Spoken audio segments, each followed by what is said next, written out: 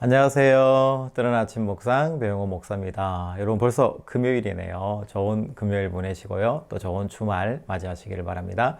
오늘 우리가 함께 나눌 말씀은 욥기서 14장 13절 14절 말씀입니다. 주는 나를 소홀에 감추시며 주의 진노를 돌이키실 때까지 나를 숨기시고 나를 위하여 규례를 정하시고 나를 기억하옵소서. 장정이라도 죽으면 어찌 다시 살리이까. 나는 나의 모든 고난의 날 동안을 참으면서 풀려나기를 기다리겠나이다. 아멘. 욥이 이야기를 하죠. 스올이라는 단어가 나오는데요. 내가 스올에 내려간다 할지라도, 그러니까 하나님의 공의로우심과 정의로우심 때문에 내가 심판을 받아서 스올에 내려간다 할지라도 하나님께서 그곳에서 나를 풀어주시고 나의 이 심판에서 자유롭게 해주시길 원합니다. 라는 욥의 기도예요. 저는 이 욥의 기도를 보면서 욥이 정말 간절히 사모하고 있구나. 현재의 고난과 고통, 어려움에 대해서 하나님이 책임지시고 하나님의 그 주권에 의해서 나를 풀어주시기를 한 인간으로서 간절히 기도하고 있다는 것을 알 수가 있어요. 여러분 14장에 보면은 욥이 탄식하면서 비유하기를 나무에 대한 비유를 하잖아요. 나무를 보니까 죽은 것 같은데 다시 봄이 되어서 꽃이 피고 그 가지가 생겨나는 모습을 보고 나보다 나은 것 같다. 사람보다 나은 것 같다. 이렇게 이야기를 하고요. 또 큰 강과 또 큰 바다를 이렇게 보면서 물이 흘러가면서 영원토록 흘러가는 그 모습을 보면서 참 인간보다 더 낫다라는 고백을 욥이 하잖아요. 그만큼 욥이 정말 하나님에 대해서 크게 의지하고 있고 하나님의 주권 아래에서 자신이 좋은 결과를 맺을 수 있도록 풀려나기를 그렇게 간구하고 있는 모습을 볼 수가 있습니다. 여러분, 욥은 인간의 유한성에 대해서 경험하게 되잖아요. 여러분, 고난이라는 것이 결국 사람을 키워내는 것 같아요. 그래서 이 고난이라는 것은 반드시 나쁜 것만이 아니라 신앙 안에서 해석할 때 고난은 내게 유익이 되는 거고요. 나를 신앙 안에서 더 자라나게 해주는 좋은 효과가 있는 것들이 있죠. 그래서 이 고난을 어떻게 우리가 응답하고 받아내는가가 굉장히 중요하다는 사실이죠. 여러분, 이 장이 더해가면서 욥이 이 고난을 받는 자세가 달라지고 있잖아요. 점점점 이 고난에 대해서 하나님 앞에 엎드리고 자신의 그 유한한 자기 인간의 모습에 대해서 하나님 앞에서 고백하는 모습을 우리가 볼 수 있다는 거죠. 여러분 혹시 큰 고난을 경험해 보신 적이 있나요? 아니면 큰 고난을 경험해 보신 그런 분들을 만나 보신 적이 있나요? 그런 분들을 경험해 보거나 만나서 이야기를 해보면 그 고난을 겪으신 분들은요, 하나같이 다 어떤 마음을 갖고 계시냐면 남에 대해서 긍휼히 여기는 마음들이 굉장히 커지신다는 것을 알 수가 있어요. 공통적으로 그렇다는 거죠. 저도 어려울 때 보면은 내가 당한 것에 대해서 막 억울해하고 씩씩거리고 막 이거 정말 억울하다. 나도 나중에 남한테 이렇게 안 갚음해야지, 보복해야지 이런 마음보다는요.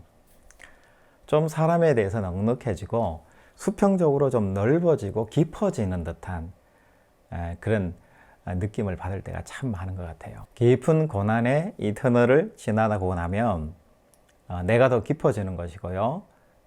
수평적으로 다른 사람들, 이웃, 타인에 대해서 훨씬 더 관대해지고 깊이 있게 그 사람에 대해서 존재를 바라볼 수 있는 눈이 생긴다는 것을 이야기를 합니다. 여러분 우리가 욥기서 뿐만 아니라 전도서도 마찬가지고요. 이 시가서 문학에서 정말 반복적으로 강조하고 있는 것이 뭐냐면 인간의 헛됨, 인간의 유한성에 대해서 이야기를 해요. 그러면서 그 유한한 인간이 고통과 인간의 참 본 모습을 보고 난 다음에 인간은 어떤 것을 향해서 살아가게 되는가 그랬을 때 바로 하나님의 공의와 정의라는 거죠. 공의와 정의라는 말이 너무 어렵게 느껴지실 수 있어요. 그건 뭐냐면 내 자신이 훨씬 더 깊이 있게 수평적으로 간다라는 거예요. 예전에는 수직으로 낮은 사람들은 무시하고 위의 사람은 존중하고 왜? 내가 위로 올라가고 싶으니까. 내가 밑으로 내려가는 것은 절대로 금물이고요. 위로 올라가는 것만 향해서 나아가는 거죠. 이것이 고난을 경험해 보기 이전에 우리의 보편적인 그런 삶이라면, 고난을 경험하면요, 수평을 생각하게 되는 거예요. 이게 뭐냐면 바로 공의와 정의를 생각하게 된다라는 거예요. 그냥 단순하게 형식적으로 공의와 정의, 다른 사람도 불쌍하니까 도와줘야지라는 차원이 아니라, 내가 고난과 고통을 당해봤기 때문에 어렵고 고통받는 사람에 대해서 정말 더 같은 마음으로, 더 절실한 마음으로 함께 할 수 있다라는 것을 이야기하는 거죠. 여러분, 요즘 경기 침체라는 그런 이야기를 참 많이 하잖아요. 저도 실감하고 있는데요. 경기 침체가 일어나고 사람들이 굉장히 각박해지고 어려워져요. 그럴 때 우리 크리스천들, 특히 우리나라 국가 같은 경우에는 어떤 역할을 해야 될까요? 수직보다는 수평을 더 확장해 나가고 더 깊이 있게 사람들을 돌보는 일에 더 나서야 되는 게 경기 침체, 어려울 때의 일이라는 것을 우리가 알 수가 있습니다. 그런데 뉴스 이렇게 보면 우리나라가 한국은행에다가 정부가 117조 원의 돈을 빌려서 썼다. 네. 세수가 모자라니까 그만큼 세금이 덜 걷어지니까 어려워서 돈을 빌려다 먼저 쓰고 나중에 갚는 거죠. 왜 그럴까? 그런데 한번 뉴스를 이렇게 살펴보면 부유세를 줄이는 거예요. 종부세를 줄이는 거예요.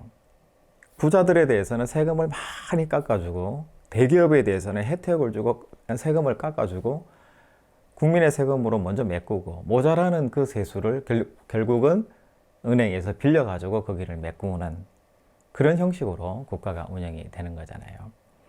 여러분, 오늘 말씀에서 고난의 길을 걸어가는 사람, 공의와 정의를 행하는 옆으로 넓어지는 수평의 삶을 우리가 말씀 안에서 한번 적용해 보면, 어쩌면 지금의 우리나라의 이런 정책들과 방향들이 굉장히 성경하고는 거꾸로 가고 있다라는 것을 우리가 생각해 볼 수 있는 거죠. 소득 격차가 많이 벌어지다 보니까 가난한 사람하고 부유한 사람들의 이 소득이 훨씬 더 넓어졌다라는 거잖아요.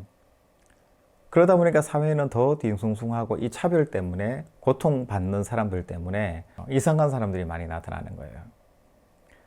그들이 나타나는 이유는 바로 이 차별 때문에 나타나잖아요.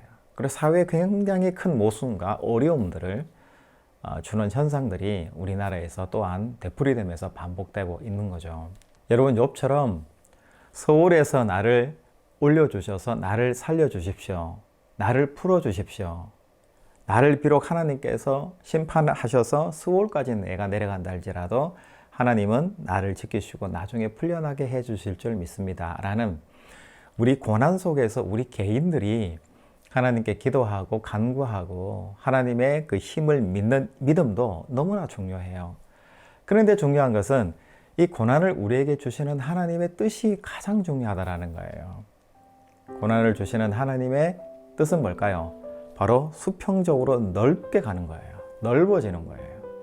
이 넓어지는 이 수평의 길을 통해서 우리가 하나님의 나라를, 하나님께서 원하시는 것을 우리 삶 속에서 잘 실천해 나가는 것, 이것이 우리에게 가장 중요한 삶이라는 것을 여러분 깨달으시고, 나의 고난, 나의 어려움, 이 모든 것들은 결국 내가 뭔가를 원망하고 시비하고 갚아내는 것이 아니라 하나님께서 갚아주시는 것이고, 또 내 삶 속에서 훨씬 더 현재의 삶보다 가치 있고 보람된 인생을, 유한한 인생을 그렇게 값지게 살아내는 것, 나눔을 통해서 기쁨으로 참 평안을 얻어가면서 살아가는 것, 이것이 고난이 우리에게 주는 교훈이다 라는 것을 여러분 잊지 않는 오늘 금요일 시간 되시기를 주님의 이름으로 축복합니다. 여러분, 다음 주에 또 뵙겠습니다. 샬롬.